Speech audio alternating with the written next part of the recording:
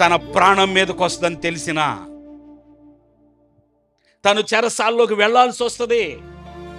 తను ఒప్పుకోకపోతే, తను రాజీ పడకపోతే, తను తప్పు చేయకపోతే ఏమి జరుగుతుందో యోసేపుకి తెలియని వాడు కాదు. యవ్వన కాలంలో దేవుని కోసమే బ్రతకాలనే మంట కలిగిన వాడు. హల్లెలూయా, హల్లెలూయా. ఈ నా యవ్వన జీవితంలో నా కోరికలను, నా శరీర సంబంధమైన కోరికలను, నా సంతోషాన్ని నేను చూసుకోవడం కాదు. ఎంత అవకాశం వచ్చినా, ఎన్ని అవకాశాలు వచ్చినా నేను నా దేవునికి వ్యతిరేకంగా మాత్రం ఏది చేయను. దేవుని స్తోత్రం. యవనులంటే ఎవరో తెలుసా?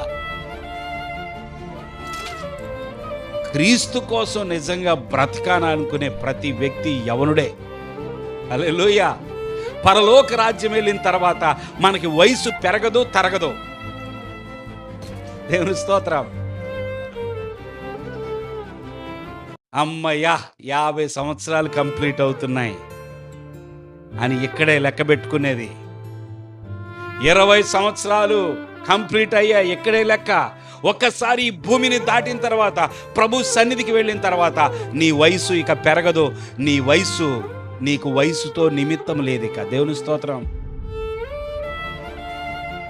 మరణం వెతుకుతుందా నిన్ను? వెతకదు. పరలోకి వెళ్ళిన తర్వాత ఒక భక్తుడు అన్నాడు కదా, అందరూ కూడా క్రీస్తు ఏ విధముగా ఉన్నాడో ఆయన ఈ భూమిని విడిచిపెట్టినప్పుడు, ఆయన 33.5 సంవత్సరాల్లో ఈ భూమిని విడిచిపెట్టాడు. ప్రతి ఒక్కరూ క్రీస్తులాగే ఉంటారంట.